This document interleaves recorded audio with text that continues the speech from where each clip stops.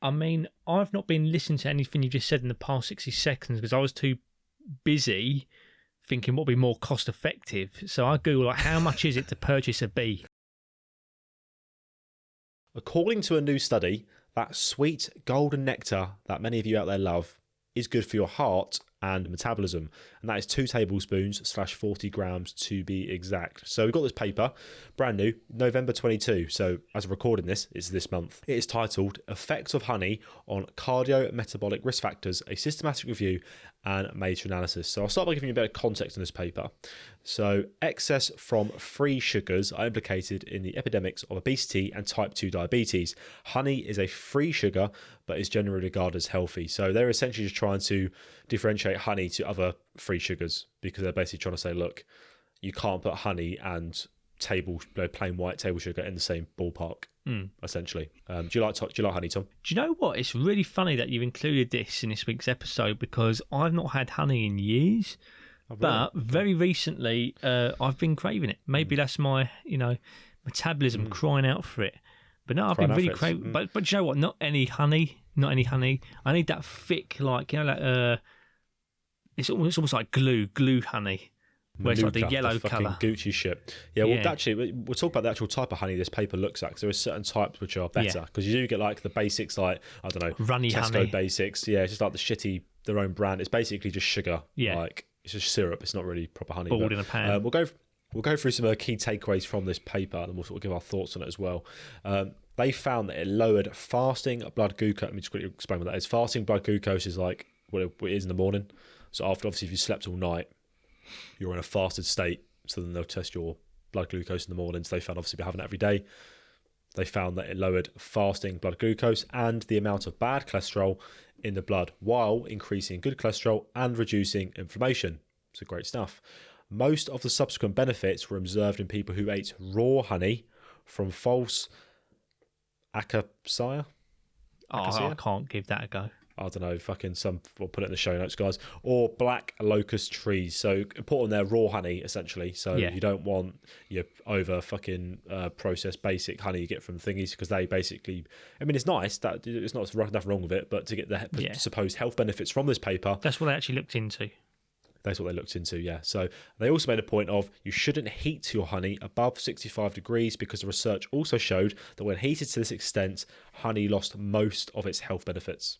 Yeah. Which makes sense, though, because if you overcook anything, like vegetables, for example, if you overboil them, you actually lose some micronutrients. Yeah. I mean, isn't there some research like if you overcook some meat products, it becomes more carcinogenic as well? Concerns me is like, when would you ever need to heat honey, get that heat anyway? Actually, no. Unless it was like honey glazed, roasted. And... No.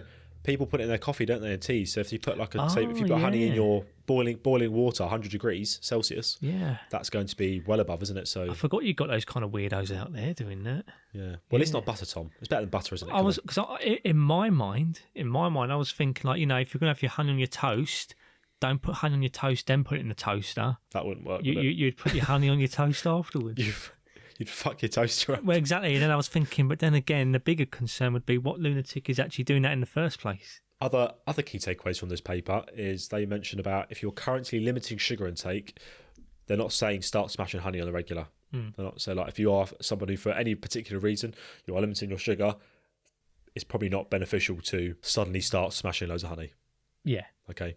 The key takeaway, really, guys, is this is about replacement. So what they're trying to get people to think about and start maybe doing is, if you're currently using sugar, syrup, sweetener in, like, on your toast or in your teas, whatever, or in your porridge, your overnight oats, in your toaster, switching those to this raw honey from the two things I mentioned, the false fucking acacia or whatever, and black locust trees, could lower cardiometabolic risks. So, I mean, in my eyes, that sounds quite good. We'll go on to that in a second. Actually, I'll read out this little conclusion first before I backtrack. And I quote, "Overall, these findings warrant further research into the effects of honey consumption, particularly for the effects of floral source and processing. Further, the results do not support the consideration by policymakers and those who issue the guidelines to designate honey as a free sugar, as honey, when taken in moderation, may offer a variety of benefits for glycemic control and lipid levels." So I'll go back to what I said about the switching thing. It's quite an easy thing to do if you are someone who, because I know a lot of people who put syrup on their breakfasts, especially stateside. You guys love what is it, maple syrup, whatever the fuck it is in Canada, like over there, bacon and waffles and pancakes, whatever. By switching out maybe to a honey, you're still going to get that nice sweetness, but you could potentially be getting some health benefits as well. Admittedly, pricing could be a concern. So That's as a I good was point, saying, actually. like Honey's not cheap, is it? I've had like a craving for that, thick white honey. Like when you sit in the jars when it's got like an actual fucking beehive in the actual jar. Raw Acacia honey, whatever. That's £18 for 900 grams. Jesus. Raw organic forest honey, 960 grams, cold pressed, unpasteurised. I'm seeing some for like 17 quid here. Yeah, 17. But if I go to Tesco now and see how much it would cost to get the base, because obviously we're in a cost of living crisis, I'm fully aware of that. Yeah. I don't want people to think they have to go and buy this fucking Gucci honey, but obviously if you want the health benefits, you're going to have to. I mean, if I look now at Tesco squeeze honey, clear 340 grams, that's £1.80. Yeah, there you go. So 3 servings of that is going to take you to under £6, and you're going to have about the same. So it's a big difference. It was a significant difference. Even if you compare it to like Manuka honey. Manuka honey was like the big buzz thing, wasn't it? Yeah, sure. But that was in like Holland and Barrett, and that was like 20 quid a jar expensive. And stuff like that. Yeah, well, it's still £8 for a tiny jar.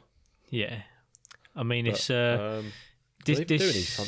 this sounds like the kind of thing like one of those kind of influencers would be saying, like, "Oh, make this one simple swap it's like, for 20 quid." Yeah, for 20 quid. It's 2 hours' wages. I think though, overall, Tom, like if you're in a position to do so, the paper's pretty good. I mean, it's not bad. Like there is some potential benefit there. But once again, it's one of those like, it's not, I won't think of it as like a magic fucking nectar, like a magic elixir. But it is something, as they mentioned, the key thing is the replacement. So if you are someone who uses sugar for things or syrup or sweetener, maybe start using these honeys could be more beneficial. If it's priced the same, if it's not really an issue for you to do so financially and it's available to you, why not? Give it a go. I mean, I've not been listening to anything you just said in the past 60 seconds because I was too busy thinking what would be more cost effective. So I Google like how much is it to purchase a bee. I mean, look, the Hive starter pack is going to be 695 quid. Hive starter pack? Yeah, 695 quid. But to be fair, like if you go down to like home base, where are you going to put it? Or, where are you going to put it, Tom? Well, as I said, in the loft, Bill. In the loft, Joe, you can even make your own one, like the neighbour's fence. If they're not looking, take down the neighbour's fence, make your own beehive. They're expensive, aren't they? These I ain't seen how much does a bee actually cost. How much does it start to cost? How much does start beekeeping? Right, let's have a look. Extraction starter kit, but I mean, yeah, Jesus Christ. I mean, bees are very important. Fuck's sake, just give me a price. Oh, you got to get the gloves and all that, ain't you?